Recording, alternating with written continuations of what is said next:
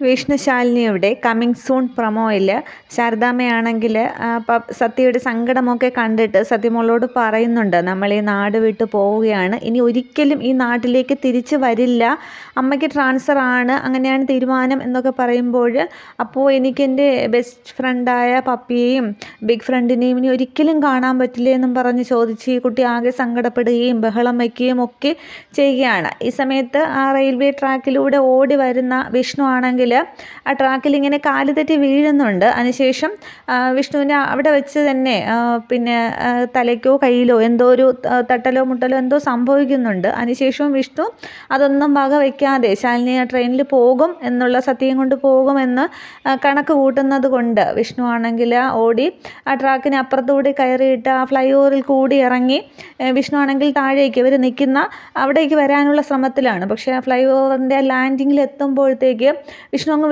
വീണു പോവുകയാണ്, തലകറങ്ങി അങ്ങ് വീണു പോകുന്നുണ്ട്.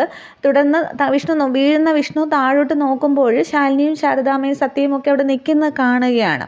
അന്നേരം ശാലിനി എന്നിങ്ങനെ വിഷ്ണു അലറി വിളിക്കുന്നുണ്ട്. അന്നേരം വിഷ്ണുവിൻ്റെ ആ ശബ്ദം കേട്ടുകൊണ്ട് ശാലിനി അങ്ങോട്ടത്തേക്ക് നോക്കുമ്പോൾ വിഷ്ണു ആ ഫ്ലൈ ഓവറിൽ ഇങ്ങനെ വീണ് കിടക്കുന്ന കാണുകയാണ്. തുടർന്ന് ശാലിനി അങ്ങോട്ടത്തേക്ക് ഓടി ചെല്ലുന്നുണ്ട്. ശാരദാമ്മയും സത്യയും ഒക്കെ അങ്ങോട്ടത്തേക്ക് ചെല്ലുകയാണ്. അന്നേരം വിഷ്ണു ആ വീഴ്ചയിൽ വിഷ്ണുവിൻ്റെ രക്തം ഇങ്ങനെ ഒലിക്കുന്ന കണ്ടിട്ട് ശാലിനി ആകെ അങ്ങ് സങ്കടപ്പെടുന്നുണ്ട്. അന്നേരം വിഷ്ണു ഇട്ടാന്നും പറഞ്ഞ് ഇങ്ങനെ വിഷ്ണുവിൻ്റെ തല ഇങ്ങനെ പൊക്കിയെടുക്കുകയാണ്.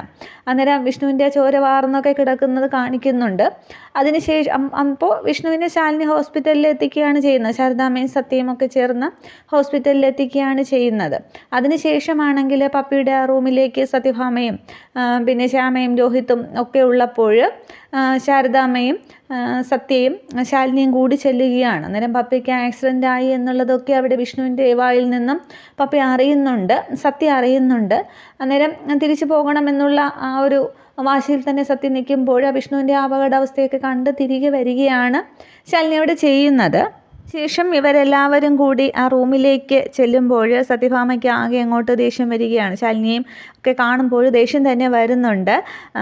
പക്ഷേ സത്യഭാമ ഒന്നും മിണ്ടാതെ ആ റൂമിൽ നിന്നും പുറത്തേക്ക് ഇറങ്ങി പോവുകയാണ് ചെയ്യുന്നത്. തുടർന്ന് പപ്പിയും സത്യയും തമ്മിൽ സംസാരിക്കുന്നുണ്ട്. ശാലിനിയോട് പപ്പിയാണെങ്കിൽ ഒരു വാക്ക് വാങ്ങുന്നുണ്ട്, ഇനി സത്യയും കൊണ്ട് ഇവിടം വിട്ട് പോകില്ല എന്നെനിക്ക് വാക്ക് തരണം എന്ന് പറഞ്ഞ് പപ്പിയാണെങ്കിൽ ഇങ്ങനെ കൈ നീട്ടുന്നുണ്ട്. അന്നേരം ശാലിനി ഇങ്ങനെ ആലോചിച്ച് നിൽക്കുന്നത് കാണിക്കുകയാണ്. തുടർന്ന് ശാലിനി അവിടെ പപ്പി മോൾക്ക് വാക്ക് കൊടുക്കും, ഇനി ഒരിക്കലും ഇവിടം വിട്ട് പോകില്ല എന്നുള്ളത്.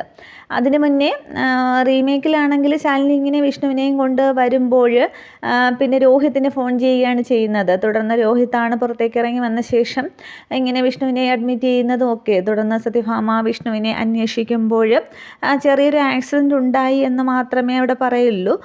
ശാലിനി അന്വേഷിച്ച് പോയതാണ് എന്നൊന്നും അവിടെ പറയില്ല. അത് വീണ്ടും ശാലിനിയുടെ മേലിൽ കുറ്റം ആരോപിക്കാനായിട്ട് ഇടയാകുമല്ലോ. അതുകൊണ്ട് അവിടെ മനഃപൂർവ്വം ഒഴിച്ചു വയ്ക്കുകയാണ് ചെയ്യുന്നത്, മറച്ചു വയ്ക്കുകയാണ് ചെയ്യുന്നത്. അതിനുശേഷമാണ് വിഷ്ണുവിന് പ്രത്യേകിച്ച് കുഴപ്പമൊന്നും ഉണ്ടാവില്ല, ചെറുതായിട്ട് കുറച്ച് ബ്ലഡ് പോവെങ്കിലും അത് വേറെ പ്രശ്നമൊന്നുമില്ലാതെ പപ്പിമോളെ ഡിസ്ചാർജ് ചെയ്യുമ്പോൾ വിഷ്ണുവിനെയും ഡിസ്ചാർജ് ചെയ്യുകയാണ് ചെയ്യുന്നത്. അതിൽ വേറെ പ്രശ്നങ്ങളൊന്നും ഉണ്ടാവില്ല.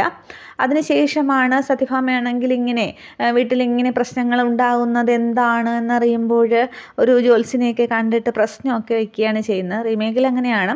അപ്പോൾ പ്രശ്നം വയ്ക്കുമ്പോൾ പപ്പിമോൾക്കയുടെ ജീവന് ആപത്തുണ്ടാകും, മരണം വരെ സംഭവിക്കും എന്നുള്ള ഒരു പ്രവചനമാണ് ജ്യോത്സ്യൻ പറയുന്നത്. അതിനുവേണ്ടി ഒരു പരിഹാര പൂജയൊക്കെ പറയും. പക്ഷേ അത് പ്രസവിച്ച അമ്മ തന്നെ ചെയ്യണം എന്നുള്ളതാണ് അവിടെ ജ്യോത്സ്യൻ പ്രവചിക്കുന്നത്. എന്നാലേ കുഞ്ഞിന് ആപത്തില്ലാതിരിക്കൂ, ഫലം കാണൂ എന്നുള്ളത്. അന്നേരം ശ്യാമയാണ് ആകെ അങ്ങ് ടെൻഷനാവുന്നത്. ശ്യാമ ചെയ്യണമെന്നാണ് സത്യഭാമ എല്ലാവരും വിചാരിക്കുന്നത്. പക്ഷേ ശ്യാമ ചെയ്തിട്ട് ഫലമുണ്ടായില്ല എന്ന് ശ്യാമയ്ക്ക് മാത്രമല്ലേ അറിയത്തുള്ളൂ. അന്നേരം ശ്യാമയാകെ അങ്ങ് ടെൻഷനാവുകയും തുടർന്ന് ശാലിനിയോട് വിവരം വിളിച്ചു പറയുകയും ഒക്കെയാണ് ചെയ്യുന്നത്. പക്ഷേ ആ പൂജയുടെ സമയത്ത് ശാലിനിയെ ക്ഷേത്രത്തിൽ കാണുമ്പോൾ സത്യഭാമ ഒരുപാട് വഴക്കൊക്കെ പറയും. അന്നേരം അവിടെ പങ്കെടുക്കാനായിട്ട് ശാലിനിക്ക് സാധിക്കില്ല. അതിനിടയ്ക്ക് സുസ്മിത ഈ രഹസ്യങ്ങളൊക്കെ കണ്ടുപിടിച്ച് വെച്ചിരിക്കുകയാണല്ലോ. അന്നേരം ഈ സുസ്മിത ശാലിനിയെ ഭീഷണിപ്പെടുത്തുകയാണ് ചെയ്യുന്നത്. ഈ പപ്പിമോൾക്ക് വേണ്ടി ഇങ്ങനെ പൂജ ചെയ്താൽ സത്യഭാമയോട് പറയും എന്നുള്ളതൊക്കെ. പക്ഷേ ശാലിനിയുടെ കൈകൊണ്ട് തന്നെ ആ പൂജ നടക്കുകയൊക്കെ ചെയ്യും. അതൊരു ആക്സിഡൻഷ്യലായിട്ട് സംഭവിക്കും. സംഭവിക്കുന്ന ഒരു ഇതാണ്. അങ്ങനെ ശാലിനിയുടെ കൈകൊണ്ട് തന്നെ പൂജ അവസാനത്തെ അത് ചെയ്യുകയും ചെയ്യും. അന്നേരം ശ്യാമയ്ക്ക് സന്തോഷമാവും. അത് പക്ഷേ വിഷ്ണുവോ സത്യഭാമയോ ആരും ഒരു ശ്രദ്ധയില്ലാത്ത അതിൽ കൂടെ തന്നെ ശാലിനി അത് ചെയ്യുകയൊക്കെ ചെയ്യും. അവിടെ സുസ്മിത പരാജയപ്പെടും. പിന്നീടും സത്യഭാമയോട് പറയാനൊക്കെ സുസ്മിത ഒരുപാട് ശ്രമിക്കും. പക്ഷേ ഒരുപാട് തവണ അത് ചീറ്റിപ്പോവുകയാണ് ചെയ്യുന്നത്. പക്ഷേ അവസാനം സുസ്മിത പറയാനൊക്കെ ഒരുങ്ങും. അതൊക്കെ ഇനി അടുത്ത എപ്പിസോഡുകളിലാണ്. അതിനു മുന്നേ വിഷ്ണു കണ്ടുപിടിക്കുന്ന സീനൊക്കെ ഉണ്ട്, ശാരദാമ്മ വിഷ്ണുവിനോട് പറയുന്നത്. അതൊക്കെ വരും എപ്പിസോഡുകളിൽ കാണാം. എന്തായാലും ഇനി അടുത്ത എല്ലാം സ്പീഡിന് തന്നെയാണ്, ലാഗൊന്നുമില്ല. Okay, thank you.